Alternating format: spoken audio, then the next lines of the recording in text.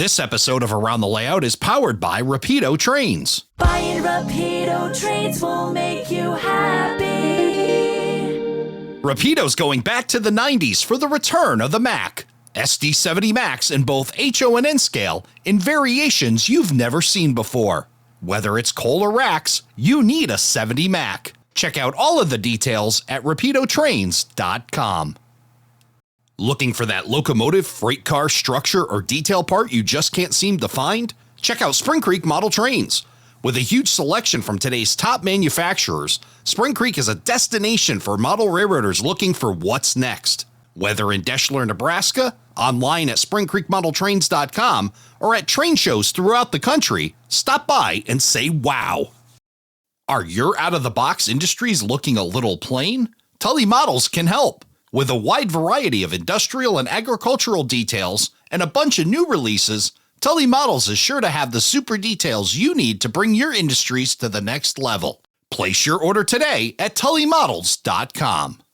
ATLP Extra is our monthly newsletter delivered right to your inbox each month. Sign up for free at atlpextra.com.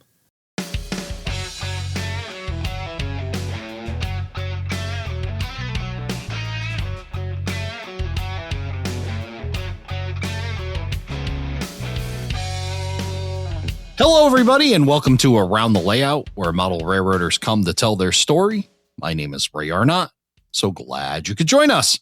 It's time for Talking Ops. And on this episode, Don Irace and I are asking a question every layout owner eventually faces. When is it time to make a change? Whether operations have gone stale, choke points are slowing down the railroad, an industry has changed, or unreliable track work keeps getting in the way, we'll look at how to recognize the problem, find the real cause, and make changes that lead to smoother, more realistic, and more enjoyable operations. Again, joining me, Don Irace. Don, good to see you. Hello, everybody. Welcome to another month of operations. Just you and me on this episode, and we're going to have a little conversation about making changes and identifying them and then what to do. It's going to be a great chat, and I'm looking forward to it. And I know you've been looking at changes on your layout recently that inspired this. Yeah, it's an evolving thing. It's it's always something, and we're always planning to please. The most important thing is to keeping the operators happy and keeping them busy. And when trouble starts rearing its head, you really got to look at it. After the session's over, I go back and I look. I'm like, well, this was a problem. This was a problem. But I mean, things have been pretty good here once I started operating, but there's few things that I wanted to do. Like, I mean, just looking around the layout, I said, you got maintenance away equipment that you got nowhere to put it. You know what I mean? So it's like, let's look around and see. And I have enough open space where I can squeeze some stuff in. So all the changes started with the MOW equipment because we're running it. And then what happens? It's in the way, and they get no way to get trains around it. So no place to park it. So that's one thing just led to another, and things change. And now that I have places to park this equipment, it works out good. So in the first phase of my changing was the MOW base I was going to put between Valley Falls and the Helix, which is Uxbridge, Mass. And I had a big space there. So well, that's a good place. I'll cut a switch into the main line there, and I'll put just one track back, and we could park the Sperry Rail car in there, and I could put my little track car in there. So I went ahead, and that wasn't a big deal. I did all that, and it worked good for a few sessions. And then I'm like, something. I think this would make a much better industry. So I'm like, there we go. So I ended up changing the MOW base, and I found a new home for it behind the Valley Falls engine house, and I put two tracks in. So I was able to, because I had another goal, as I have the center depressed center depressed flat car, and I wanted to use that, just as a special move, and I didn't have any place to bring it to unload it. So having the tracks behind the engine house worked out twofold because I was able to park the Sperry car, my track car, and I could put this center depressed flat car there too to get loaded and unloaded. And then I ended up putting Ralco in. That's how Ralco got born. Got born at the in Cumberland as a place to bring pellet cars in to get unloaded. When John started building his S&R, the Somerset and Raritan Railroad, he had a salt industry that he brought in. He loaded salt cars up. And I said, well, that would be cool. I said, because this way we can interchange cars for real. So he would load the salt cars up, and then he would bring them to an interchange point, and he has a CSX interchange point. So basically the CSX transfers from the CSX on his layout to my layout. Then I pull the cars off, and then they come into the P&W, and then they get put on WOPR, and WOPR sets the cars out up at Ralco. And we do that in the wintertime when road salt is needed. But then once the winter dries up, we don't need road salt no more. Now I bring in flat cars with flat car loads, that I moved the P&W crane up there and took the dump trucks out and put in some flat body trucks. And now we just unload flat car loads onto these trucks for the rest of the summer till the winter comes back. So it's, you're always looking to change stuff, and then one thing leads to another, and you fix one thing and it does something for something else to help it better. And we'll get into a little bit more than that after. Yeah, it sounds like a whole evolution here, what you just described, and a bunch of changes ties in a multitude of different things happening and different goals that you want to accomplish, all going back to the process. And I want to dive into that for a bit, starting at the beginning, identifying when changes need to be made, whether with the layout or operations or a combination of the two. It sounds like you went through an entire process with the changes you've made recently. Let's start with that question that kind of looms over model railroading in general. Is a layout ever finished? The layout, in my opinion, is never finished. As a host of an operating layout of really anything, any layout, even if you don't operate, you're always going to find something that you say, oh, I should have did this and I should have did that. And eventually you're going to talk yourself into the change. Some people don't want to rip up a perfectly scenic area and rebuild stuff, but it's fun. And if your railroad's done, what else is there to do? You know what I mean? You just come in and look at trains go around.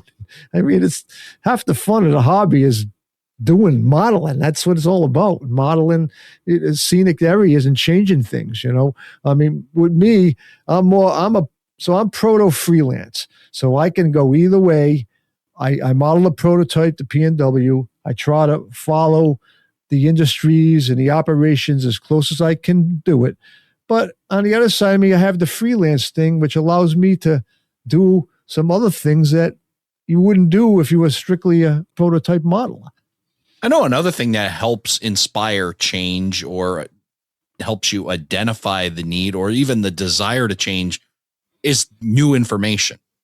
I know we all have our preconceived notions about things, but then we learn something new, something that was below the surface or just something we never really recognized before about our prototype or a freelance change or going trackside or seeing the prototype do something completely different. And we go, wow, I want to incorporate that. So it's that ability to have something different to continuously evolve the layout to different desires and different changing opinions about what railroading is to you. Yeah. Let's take, for instance, what you did. You were searching around to build a layout for yourself. And while you were doing that, you found federal paper. Okay. So I'm like, and so you're telling me about, I'm like, well, okay, where was federal paper? In Connecticut. You said, well, we looked at Google Earth. I'm like, wow. I said, how come I didn't know this like 3 years ago? I never even knew about that place even existed, So once you put that bug in my ear, that was it. Because my inland paper is a freelance paper mill. It had no connection to the P&W other than the P&W, running the train out of Worcester to the plant, dropping off cars, picking up outbounds and going back to the yard. And then this plant switcher did all the work in there. So when you found that, I'm like, that just opened up a whole nother door for me. And I'm like, now I changed everything. And after talking to some guys that work for the P&W, and they say, oh yeah, I used to switch that thing. It was a pain. We had to do this. We had to do that. Yeah. But, they couldn't run 6-axle equipment up there because he derailed on the curves.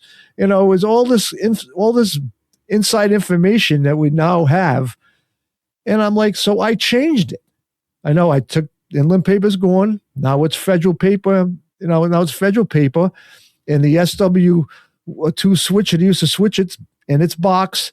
And the P&W comes in with the cars and they switch it out with the GP38. And it's now, for me, it's completed, because now the paper mill, which I love paper mills, the paper mill now has a home on the P&W. That meant a lot to me. That brought the prototype I went from the freelance on the paper mill to a prototype. I mean, it doesn't look like the prototype, but it's operating as a prototype. And to be honest with you, the guys have operated 2 or 3 times, and it's not really taking them any longer.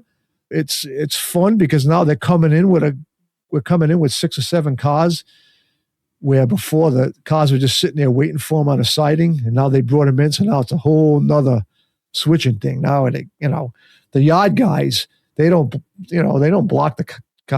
Car comes in for the paper mill, they put it on there, and you deal with it when you get down there.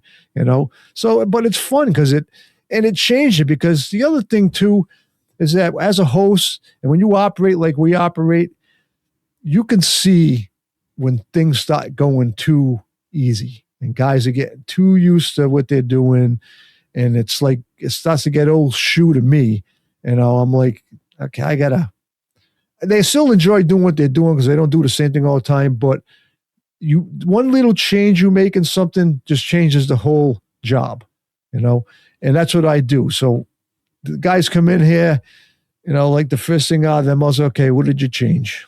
There's nothing going to be changed, because I don't want to keep doing the same thing over and over and over again. So change is good. And if you're a host and you've been running the same operation scheme and you think it's getting stale, you got to do something about it. Don't be afraid to change things, because you might think it might hurt things, but you're actually helping things, because you're making now that job that was stale more interesting for the operator. And now you're going to have different operators are going to run that job, and they're going to like it a lot better. Well, it sounds like you're categorizing in 2 different spots here. We've got a want to change and a need to change. And sometimes they both overlap, right? The want and need. When things become stale, your want is now kind of become a need, because if you're recognizing it as stale, that's a need. Let's go back to the want, because that prototype inspiration, we have Eric Hansman tell us at least once a month, let the prototype be your guide. And they're wise words. And for you, even though it's inspired by, not an exact prototype, talk about that feeling now when you look at Federal Paperboard versus when you looked at it before as a fantasy, but now based in some form of reality. It's fun for your operators, but it's certainly got to be a benefit for you to look over there and know that thing's kind of based in reality now. It's got a good feeling to it, doesn't it? Right. Yeah, exactly. Because now it has a home on the railroad that I'm modeling, where before it didn't. It was just it was an industry that was out there somewhere. There was no way the P&W would ever get to it, because they just would never. I mean, this place is nowhere. It's out in the universe somewhere. And that's what it was, because there's nothing around here that does that, So when you found that just set a whole spark for me, I'm like, wow, I can actually, now my whole layout, and I mean the whole layout, is based on the P&W and their arms reach to it, where they can, they're actually servicing it. And then to find out that the guy, I know guys that actually switched it and what they had to do, that just made it all the more fun, So the job that goes down there now is WX2, where it used to be WOIP, IPWO was just the interchange train between Worcester and Inland Paper back to Worcester had to stop at Denison. So now it's just WX2 because that's what went down there. So it worked out good. I mean, these guys, yeah, they said that they switched it to before they went to Worcester from Norwich. Before they went into Plainfield from Worcester, they used to switch it on the way by, But I don't model the Norwich line. That's the only thing I don't. But the saving grace for me is where the train has to actually go to get to the paper mill. It has to go up or through the helix and all that stuff all the way to get there. It's a decent run for my size layout. I think it's a decent run, but they've already operated it twice, and it's a challenge because you had an S2 which is shorter, and they used to say, well, like there's two slurry cars that are underneath the huts in the back, and you can only pull one of those cars out at a time. So you only have enough room for an engine, for an S2, and one slurry car. So they pull, they'd make the change because always the car in the back that they're taking with them. It's never the one in the front. It's always the one in the back. So they got to do the job. And that's how you slow the pace down, by making them do more work and thinking more and say, I got to plan my moves. So when I changed it and I took the S2 away, I said, like I say it all the time, the owner always runs his own jobs to see where the problems are going to be before you start putting guys in to do stuff. So here I go. I grabbed this train out of Worcester. I run it in there. And don't you know, the first move, I couldn't do it. I could get the GP38 down into that short piece of track, and I could get up to the slurry cars. But when I pulled the slurry car out, it was 3/4 of an inch too long to the switch from the switch point. I'm like, no. Right? I'm like, well, I said, I didn't even know if I had any room back there to make that track any longer. So I pulled some of the buildings up and I looked back there and I said, yeah, I says, there's about 1.25 inches there. I says, if I tear the scenery up and I put a little 1.5 inch piece of track in there, that'll give me the clearance I need. So now when you pull the slurry car, you got about 1/4 to 1/2 inch of clearance on the switch points where you can see them and you can throw them, and it works. So yeah, I mean, you do one change and then release the other changes.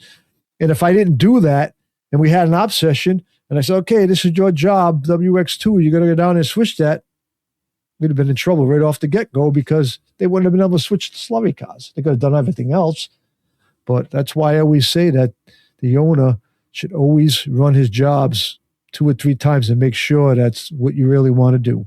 Well, what you're talking about there is identifying the problem, and certainly by you operating it, you're able to identify the problem. But in other cases, do you think layout owners sometimes get a little too close to the layout to identify the problems, that it does come, and sometimes the things that you don't recognize because maybe you assume too much or you know too much? You got to get an operator in there who maybe doesn't know what you know and has a totally different perspective on your railroad to be able to figure out where problems are.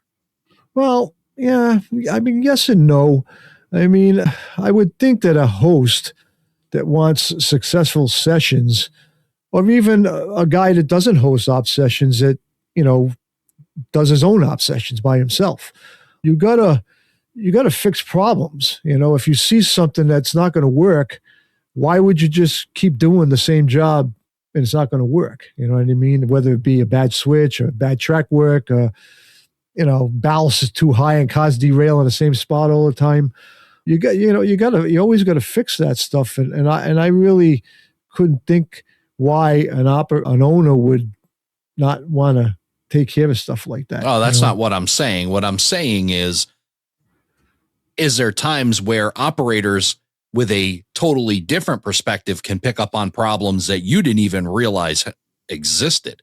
Oh yeah, absolutely. Yeah, sure thing. Yeah. Cause that's happened to me, I've had guys run a job or something and say, oh, something, this would be better if you did this, I'm like, yeah, geez, something, I never even gave it a second thought, because be honest with you, I run all my jobs when I build a layout But in between op sessions, I really don't run nothing. I'm too busy actually tearing stuff apart and changing it. So yeah, I mean, I've had that, and we've talked about it, and I look at it and say, well, if you think that'll make the job better for you, I mean, I don't want to make it easier.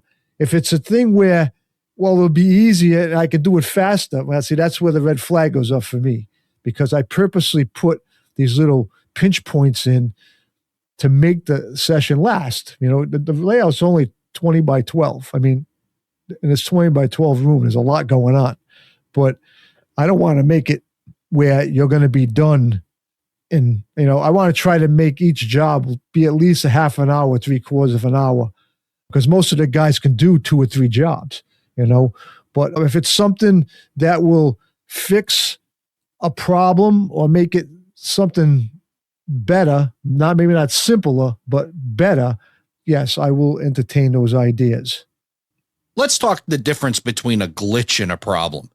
I mean, for me, when I hear the word glitch, it's a once in a while, perhaps one-off problem. And a problem is a multitude of glitches, right? It's continuous glitches.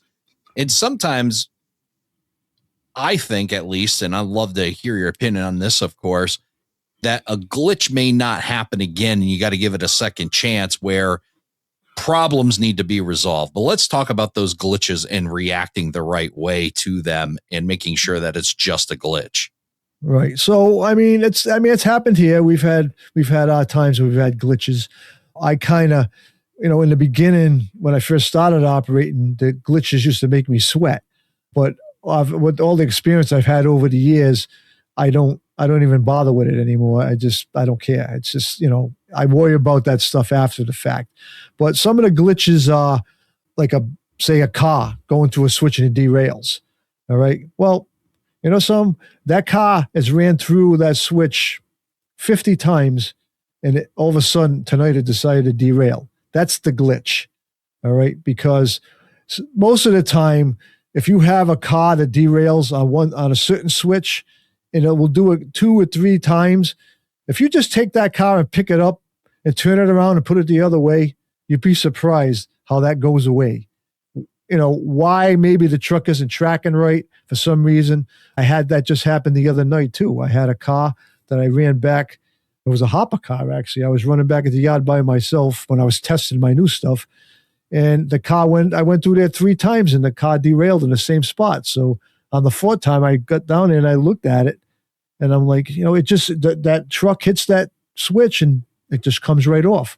So I said, something, I just picked the car up, I spun it around, put it back down. I ran through there 10 more times and no problem at all. It's not nothing major. It's just an easy little fix. You could have sat there, put it on the bench, take the truck off, throw it away, put a new truck on. You don't need to get to that extreme. Just, change it. Other glitches is power loss. Power losses are not a glitch. Power losses are a problem. So if you have engines say, with the capacitors today in locomotives, those kind of dead spot stuff is they disappear when you have capacitors. But for guys that don't run capacitors and they're out there, you're going to have, if you got a switch that your engine keeps stopping on or it hesitates and takes off again, that's not a glitch. That's an issue. That you were going to get the meter out and find out why you got a dead spot there. And where most of the thing is a switch point itself, especially on the old Atlas turnouts that have the rivet, and there's a lot of them still out there. And even to the newer switches that they don't really have the rivet, but they still have that pivot. When you paint your track, that's when the problem starts with that, because that paint gets down into that point and it insulates it, and then you have trouble over there. So that's why you really gotta wire a switch good and make sure you got everything covered on that. So there's a difference between a glitch and a difference between a problem. It's funny when folks are looking to evaluate operations or their layout or a combination of the two, that they'll have you over one time, you'll look at it, and then they'll ask like a full opinion on it. And I'm in the school of thought that it can't be done other than these major problems that you talked about that need to be addressed right away. And the example comes to mind is our opportunity that we had to go up to the Nashua Valley Club. Unfortunately, you were unable to make it, but when it was Mark Herrick, Joe Mame, and myself went up to that club, and after running their operating session, they asked opinions, and my opinion was run it again. Right. And they're like, well, what do you think? I said, you got to run it again, and you got to change some people out too. You can't just have the same people running the same jobs. Swap your operators out so you can find out if an issue or a glitch or a problem was an operator issue or if it was a layout or operations issue, and run the job again, because that second person may see it a little bit differently. And then you'll find out if it was just the way they ran it or the way the next person runs it, and look for patterns. Right. Look to see if things repeat themselves. If history starts to repeat itself, write those ideas down or write those problems down, and then you might be able to go back and do it. And the second reason you will never hear me say on the first or even second visit any opinion is I'm looking to get invited back. I want to get a second chance to get a look at this thing, right? I'm not cutting my nose off. I'm going to get a second invite. But I think that's important. I think that's ideas and concepts that you've presented. It's not on the first time. It's on the second or third or fourth, unless it's something major. Like you said, locomotive dies or shorts out or something. That's one that just, you don't need to see that twice. You need to get that fixed. But there's other problems that may not recreate themselves if you just change a few other elements, the operator, or maybe tweak the job a little bit, but run the job again and see if a different person has the same problem. Right. And if he does, then you know that there's a problem there. You have to investigate it. But I mean, sometimes operators cause their own problems, so you really got to separate where the fault is here. So, but yeah, I mean, it's, people ask me all the time, especially now we're doing this podcast and everything. I get emails and text messages and what do I think about this? What do I think about that? And I just tell them, I mean, if I never operated on your layout, I really can't make an opinion, only because I don't really know the layout. I don't have any information. I don't have a track plan. I don't, but all that stuff, a track plan would help me spot spots where you can make your ops better. If you just got a bunch of vacant land and nothing on it, and if you got a layout that doesn't have no industries and you need more industries because you want more operators, more trains. Yeah, but unless I physically get over there to operate on your layout, I really can't make an opinion based on what you're asking me. So invite me over and let me look at it. That's the right answer, exactly, right? Exactly. Yeah. Well, some of these guys, it's not like I just get in the truck and drive over there. Yeah, well, send gas money too or something. But it's like no, but it's you're absolutely right. It's hard to diagnose from afar, and it really takes more than one time to really get a good look at things and get a look at the different jobs and what's going on. So we talked about different types of problems and reasons for changing and the want and the need of change. Let's talk about the mindset of change. You mentioned that there's a lot of folks that'll look at a fully scenic area and they'll balk at the idea of changing it because, it's all scenic and it looks great. Let's talk about getting in that mindset, that old Mike Du Bois thing in my head that says, if you don't like it, rip it out. And it doesn't matter what state it's in, because that's really a mindset that you got to get over that mental block. Talk about that, Don. So the perfect discussion on that is what I'm doing now. That's right in the wheelhouse there. So when we were running, when the train comes out of the paper mill, it stops at Denison to switch some tank cars there. So, and this has been going on for a while, and it's been driving me nuts for a while too. And I'm like, so once he's out there, he's actually clogging the main up, and you can't do nothing. You got trains in Valley Falls or halfway down to Helix waiting to go to Worcester, and you got trains in Worcester looking to go to Valley Falls. I'm like, and we got all this stuff and all this equipment, these bodies hanging around waiting for one guy to rotate 4 tank cars in one area. So I don't know what it is, but I've always wanted to do something about it, but it's all scenic. And I'm like, and I like the way it looks. And I take a lot of videos there. Actually, that area is where your mini me is sitting there taking photos of the trains going by, And I just, that's like, I mean, that's one of my favorite spots on the layout right there. And the reason why is because when you walk in the door to the layout, that's the first thing you see is that scene, So that thing had to be, I spent a lot of time in there, a lot of detail, a lot of that stuff. So when I started thinking about it and somebody brought it up, well, maybe you should put a passing sign in there. And I'm like, I know. I've thought about that many a nights laying in bed. But I really want to pull all that scenery up to do this, And then where I got to cut the switch in is not an easy place to get to. You know what I mean? Because it's on the back side of the paper. Well, so if you're looking at the paper mill, it's to the left, and there's buildings there, there's piping there, there's everything is over there. All this brittle stuff that one little false move at the elbow is toast. Couldn't be in a worse spot. It couldn't be it's a worse spot on the layout to try to do something over there.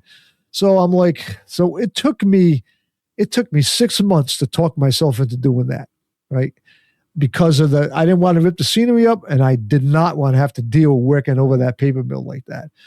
But finally, one of the op sessions, I think it was 2 or 3 op sessions ago, we had an op session. It was like, the guys are hanging around waiting, and I'm like, and depending on who's doing that job, if you put a guy that only operated a couple of times on there, you're in trouble because it's going to take forever to get that area switched out. It's not hard.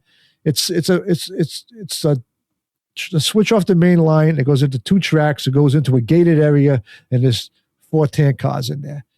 And the switch up procedure is there's a track in the front, track 1 in the front, track 1 in the back, track 2 in the front, track 2 in the back. So the front car on track 1 gets pulled. The car behind that comes forward.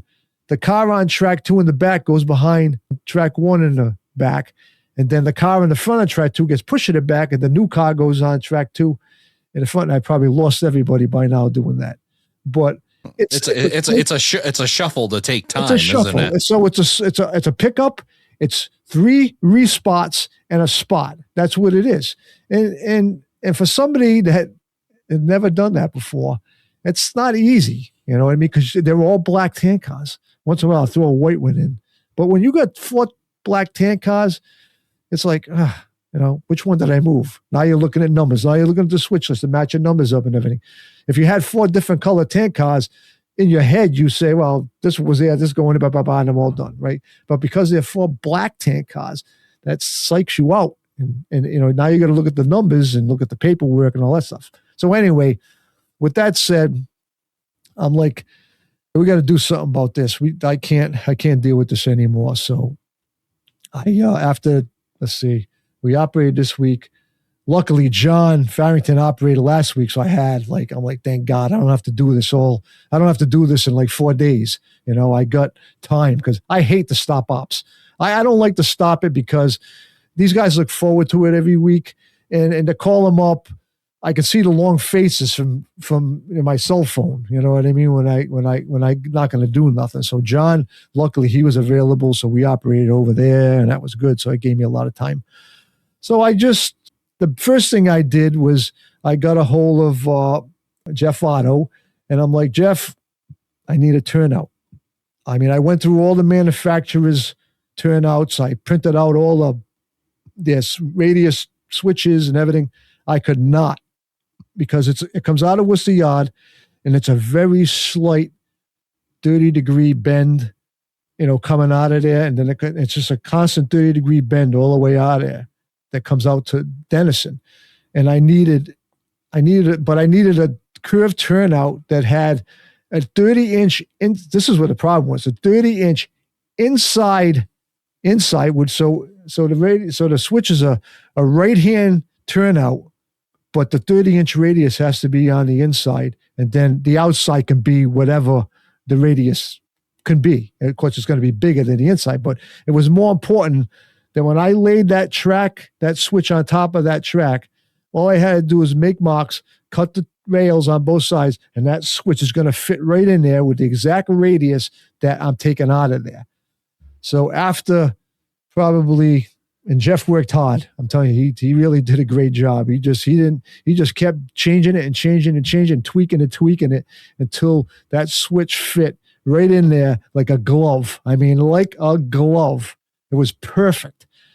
And it worked out good, and he's proud of it because that's his first flexible curve turnout, so he's been putting it all over, and I'm glad to have it. Now, I was glad to be the first one to get one, but it worked out good. So I said, I don't want to rip the, so I did it in stages. I cut the first switch out, I put that in, got that running, and then we operated, and I says, after the next operating session, I'll buy the rest of the stuff, because I really couldn't do nothing until I got that switch from Jeff. And so I went and bought the other end. I replaced it with a Walters switch because they had one, because it's pretty straight over there. So I really didn't have to get crazy over there. So I put a number 6 Walters turnout in there. And then just the flex track and the Code 83 flex track between it. So I did that one switch, we ran it. I pinned the switch closed so it wouldn't move because there's no switch machines or nothing on it. And then we operated again, and it was good because we got to try to switch to make sure it worked out okay.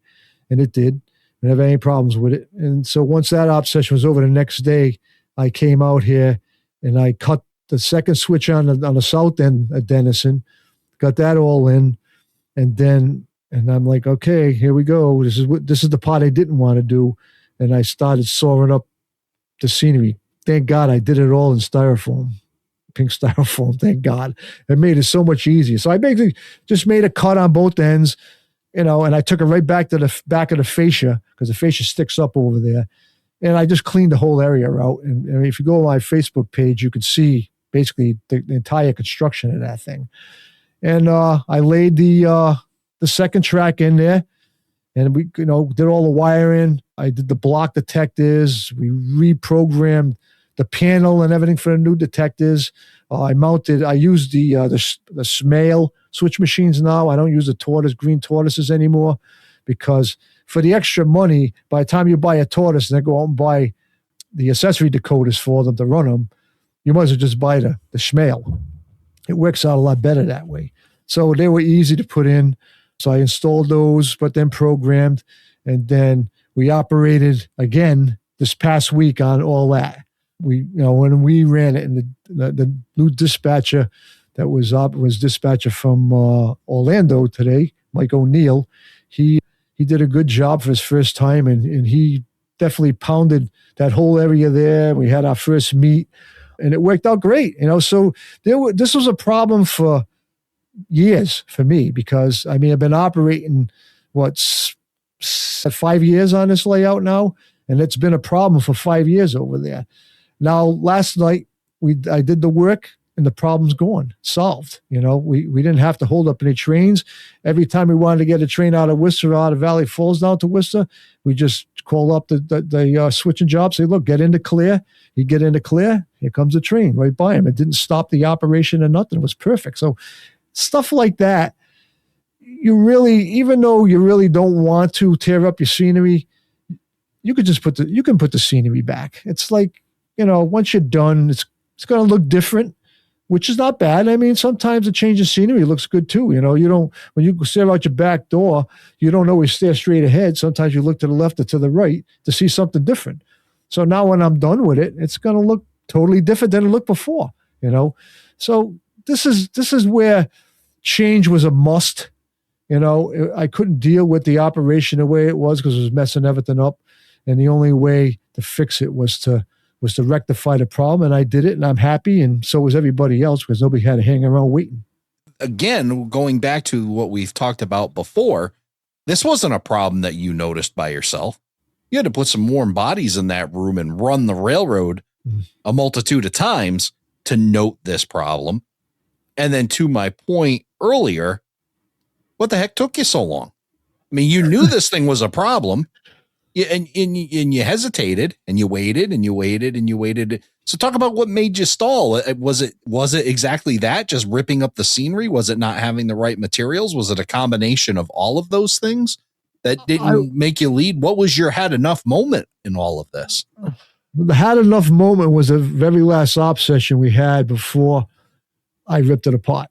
To me, having them guys sitting around for 10, 15 minutes waiting for a guy to get out of the way so we can move. No fault to the operator, I'm saying. Just waiting. I know, model railroads hurry up and, model railroads hurry up and wait, or even prototype railroads hurry up and wait. But we only have 3 hours to operate. So we want to try to maximize that 3 hours as much as we can. But the thing that really held me back was that turnout and where it was and how hard it was going to be get in there.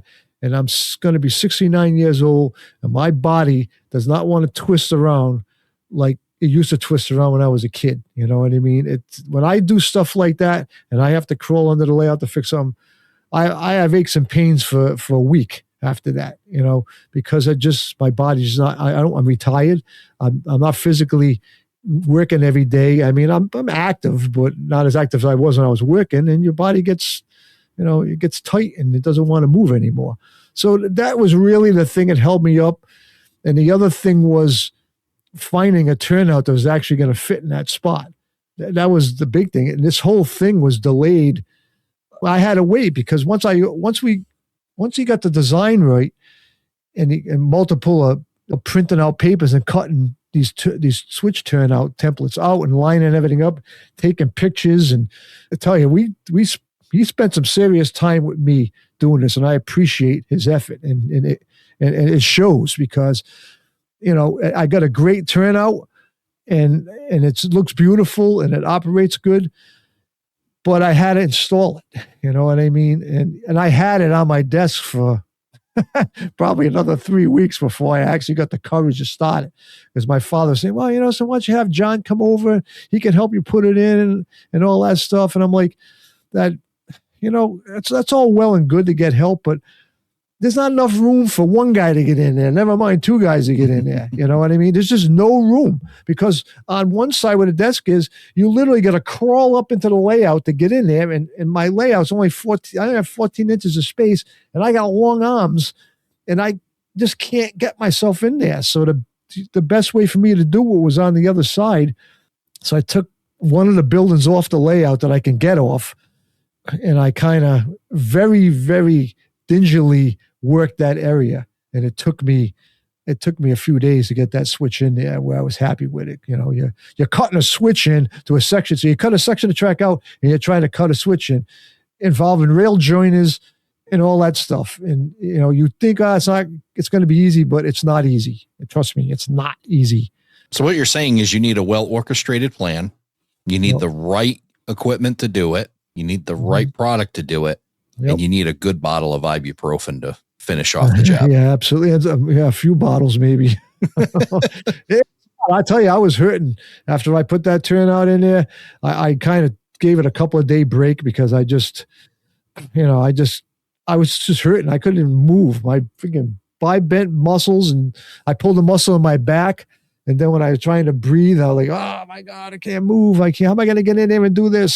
So it's tough. It's tough. And then all the wiring you got to do underneath. It's like you're on your butt and you're looking up, and I don't have the right guy. These glasses are progressive ones, so I had to get my other glasses out because I can't see nothing. It's all fuzzy. Dropping solder on your legs, and oh my God, it was torture. But I'll tell you what, thrilled with it right now. I am burns and muscle aches and all the things that we go through to make sure our layouts are running correctly. Right. But I mean, like I said, you gotta, if you see something you want to do, think about it, design it, prepare yourself, get all your parts together so your layout's not down for a long period of time. Don't, because sometimes stuff takes time to get here. Like when you're designing a specialty switch, that's not something you're going to go to hobby shop and buy. It's going to be designed, it's going to be made, and you're not the only guy looking to get a custom built switch. I had 20 people in front of me before my switch got made, But I pushed it back a month too because I ended up having to go up to Rhode Island because my father got sick and I had to go take care of him. So I just told Jeff, just push it back. When I come back, then we'll move it forward. So that was another thing that took so long to do. But I am totally thrilled that I'm past that whole thing. But I do recommend if you see problems that you like to fix, just dig in. Don't hesitate. That's what this hobby is all about.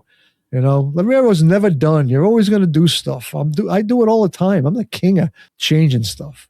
We'll talk about being the king of changing stuff when it comes to operations itself.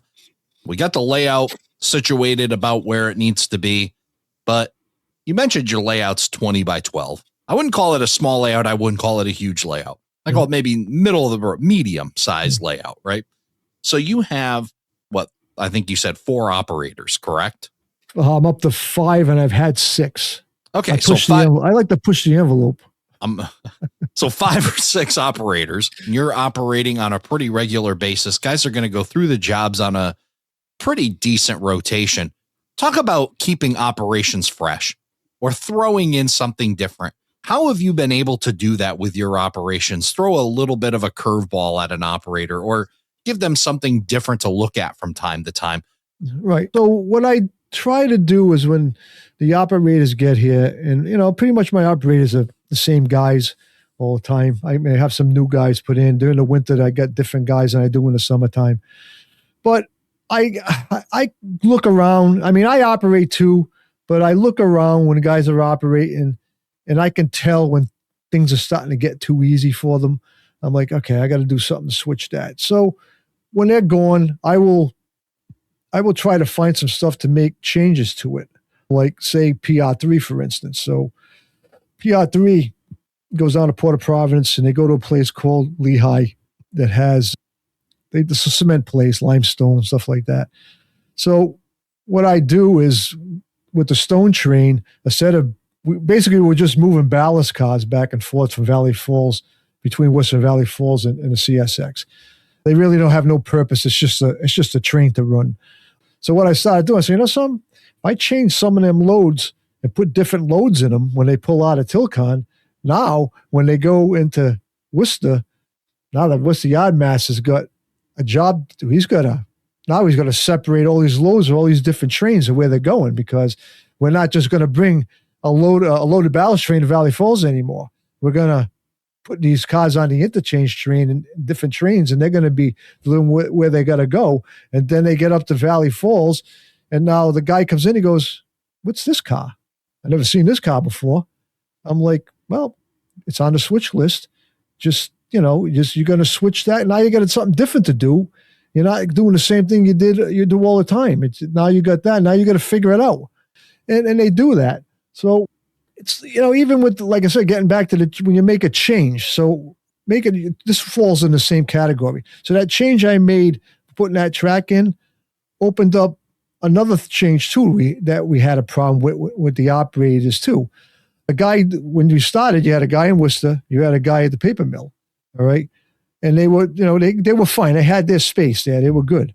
So when the paper mill got done, we want to run the interchange train up. But what happens is the guy leaves the paper mill. He goes out to Denison. He gets done, and then he comes in the yard. Then what happens? He jumps on the interchange train back to the paper mill. So meanwhile, I want to send the interchange up to Cumberland, and here comes IPW dispatcher. Don't know. He just sending trains in and out. Right now, I got 3 guys standing over there. It was 2 guys all night long. So by changing that job in the paper mill, where the operator comes in, he does his switching, and the other thing I'm doing over there, and it talks about change while we're in there, is I added 2 more chip guns, and I'm going to put a timer in. I got this idea from John Farrington in his coil plant.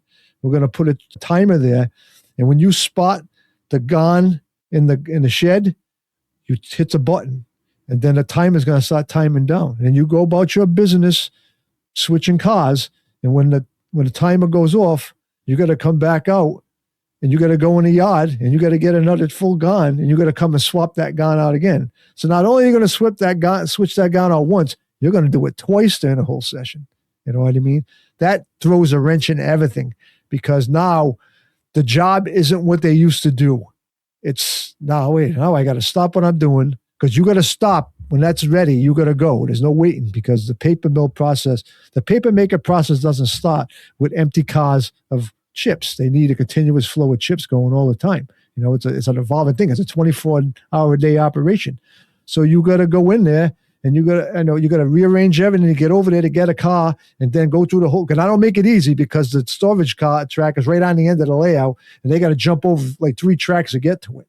You know, so that's another change that makes things last a little more. But the best part of it, when he's gone and he ain't coming back. So now the interchange train gets to go up on the top level and he gets to work in the spot where he was in. So it's basically keeping guys, trying to keep the space and keep everybody happy in their own little space, you know, but making subtle changes like say Univar, there's 8 tank cars in Univar. So what you got to do is there's an in-house switch list there. And you've done Univar, so you know what I'm talking about. So you just don't go up there and take a car out and just do your own thing. You have a switch list. So basically, in a prototype, when PR3 gets up there, they stop the train, the conductor goes in, he gets the guy that's in charge of the tank car yard. The guy has to come out, he has to unlock the gate, he has to open the gates, he puts the blue flags down to make sure that the hoses are all disconnected from the tank cars, and then he gives them the okay to go in there and change. So you got to look at the switch list because you're going to basically respot a bunch of those cars in there. Plus you got 3 cars you're taking out and you got 3 cars you got to put in.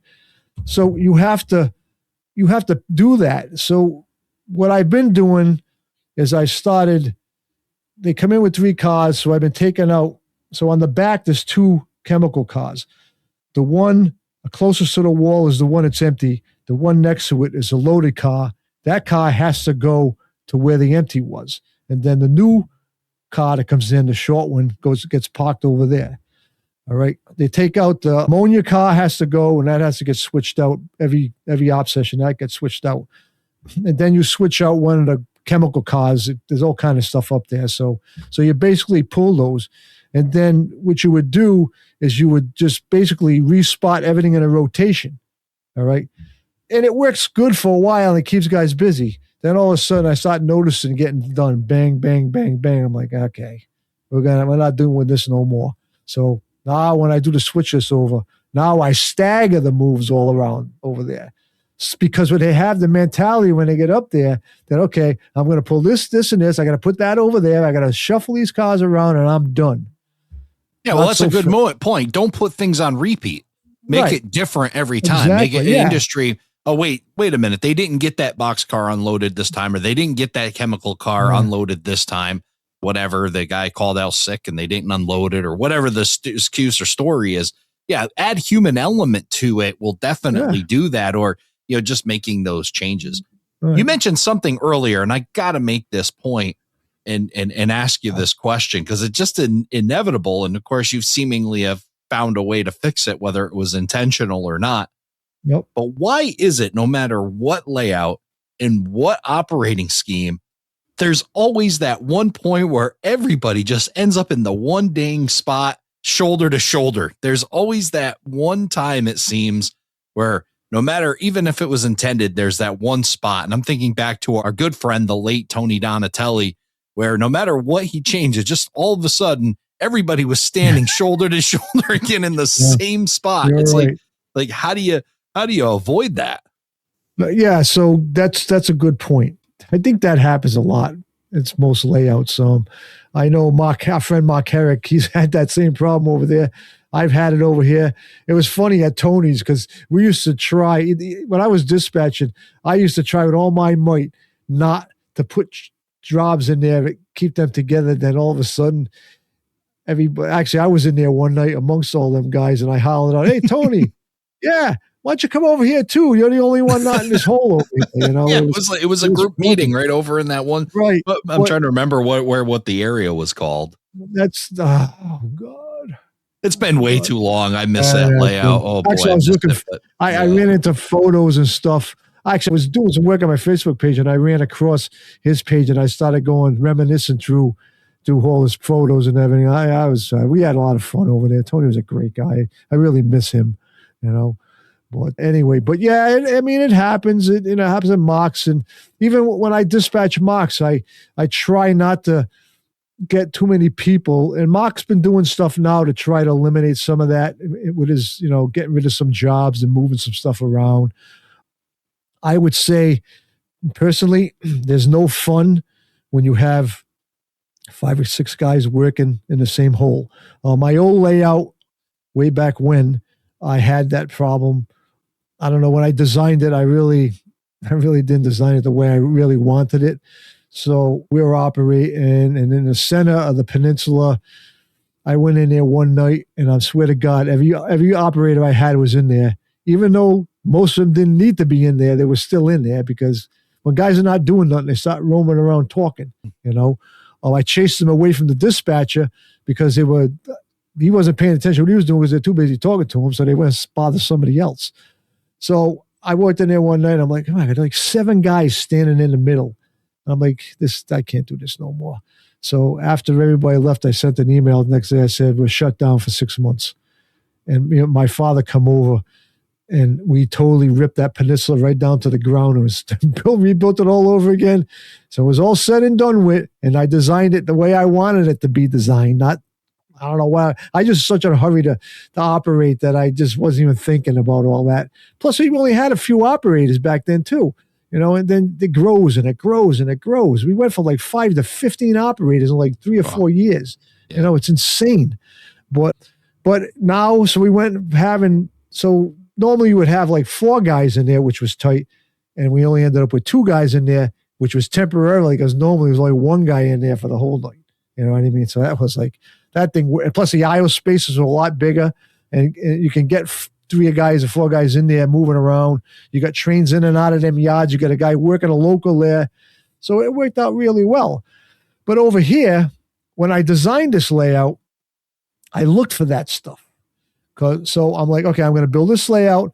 I'm going to have 4 operators. That's going to be my line right there. I'm not going to have any more than 4 guys plus a remote. Well, I wasn't going to have a remote dispatcher back then.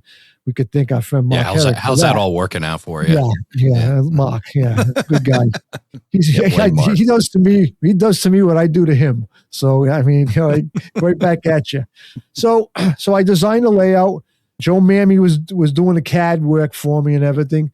And when he sent it to me, I mean, I drew it all up, and then he kind of changed some stuff, and we made it work, and it worked great. So I started doing the construction and everything. And then while I was doing the construction, when I was doing that, I did the paper mill first, because I wanted to build that and get that done so I'd have something to operate on, because it was a standalone industry. You know what I mean? It had no connection to the P&W. I just wanted to have something I can take a break and run some trains, blah, blah, blah. So when I started building it and I went to the upper level, I looked at the plan, and I'm looking at the stand, and I'm like, crap, this is not going to work. I says, what's going to happen is that, so the main line was coming out of Valley Falls, going around the back over where my desk was, and out to the helix. But it was only a little bit of bench work, it was only like 10 inches wide, because it was just a main line, didn't need a lot of scenery. It was dead, it was just, dead space over there, and a lot of scenery. So I'm like, I'm going to have a guy working in Worcester, guy working at a paper mill, and a guy working PR2 in the same spot. I said, this is not going to happen. So I stopped the presses. I sent the thing back to Joe. I said, Joe, you got the paper mill's on this side. The main line's got to be on above the paper mill, and PR2 has to be back over the main line coming out of Worcester. And I got this is an audio podcast. So to deepen everything, I just moved the backdrops backwards, and I made PR2 side bigger and the mainline side smaller. You know what I mean? So that, changed it and made it right. And thank God. And that was the only spot that I noticed that there was going to be a problem while I was doing the construction part of it. And thank God that I was smart enough to see that ahead of time without even operating. And I noticed it. And Joe fixed it all up, and it works good today. in the beginning of the session, at any layout is the same thing. Everybody's at a yard. That's where your jobs are. That's where you're leaving from. You know what I mean? So you've got to prioritize who's going where. So in my case, Valley Falls is kind of the hub. Nothing really leaves Worcester until we're probably 15, 20 minutes into the section. Then Worcester starts getting a little more active. But in Valley Falls, you got PR2, PR3. So we got to get them out of there first. So the Worcester Yardmaster gets out of there. So you got PR2 will go in there first, or PR3 will go in there first because he's the easiest and fastest one to get out of there. Then once he leaves, then PR2 goes in there and he gets his train and he goes out of the yard the other way. And then the paper mill guy is working in his paper mill. Then once those guys are out, now the Worcester Yardmaster goes in there and he does his thing and everything works great, you know.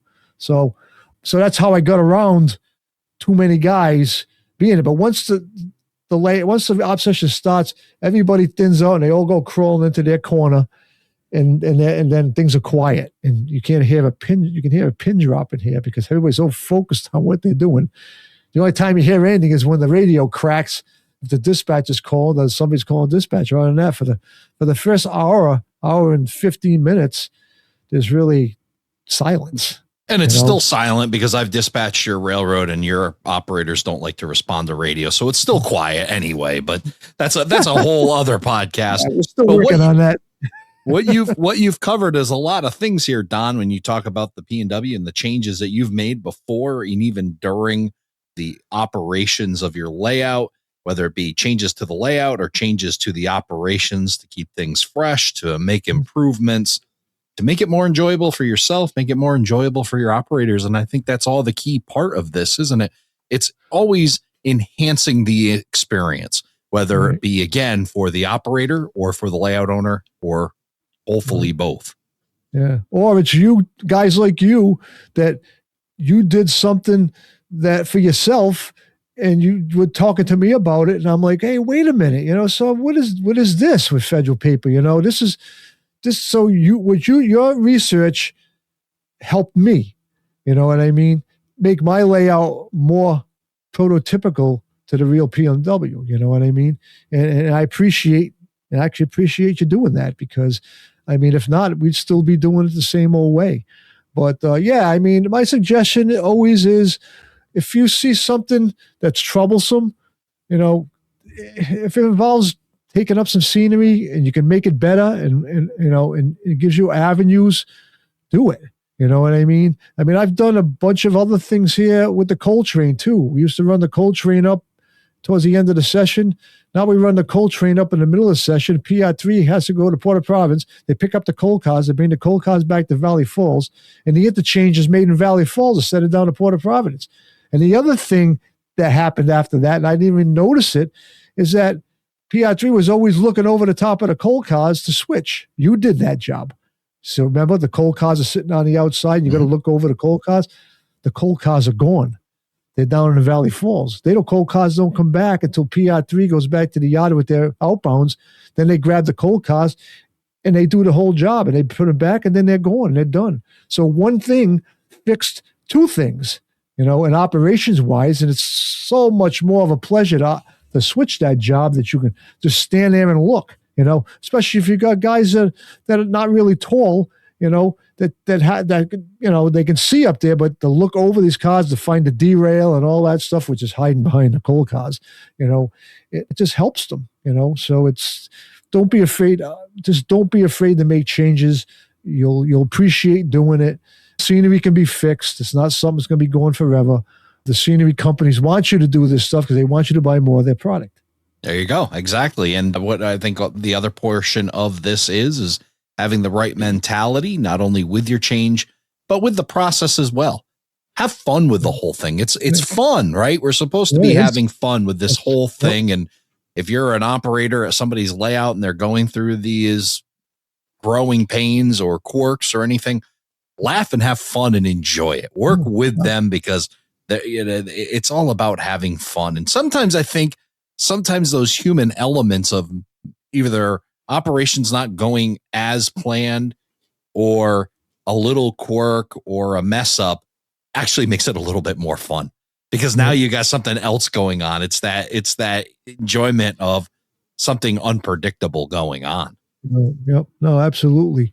One thing I want to mention is, if you can follow me on Facebook, I've got rid of the stuff. I don't post on my personal page anymore. I've put up a couple of notes and to link you to where the PNW page. I want to put all the railroad stuff there. Feel free to go there, ask questions. You can see everything we're doing and all the changes we make here to make things better for the operation. And I want to do a special shout out to Oak Hill. If you guys need really, really nice turnouts, definitely reach out to him. Jeff's a great guy, and he really helped you out. And I appreciate what he did for me. And that's pretty much it, man. Happy railroading. Well, excellent. We'll provide all the links to Don's P&W Facebook page and also to Oak Hill Model Railroad Track Supply in our show notes, aroundthelayout.com/243. If you know somebody who is going through changes on their layout or in their operating scheme, or maybe should be considering changes, maybe this is the subtle hint to drop on them, share this episode with them. Love to help people out and see operations improve on every layout, and see that people having more fun with operations and enjoying making their railroads come to life. Don, thank you so much for coming by and talking ops. You're welcome. Goodbye, everybody.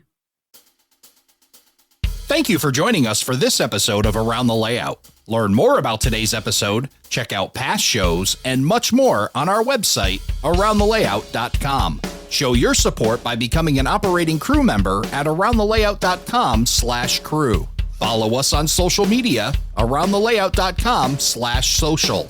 And send us your feedback, aroundthelayout@gmail.com. Thanks for hanging out with us around the layout.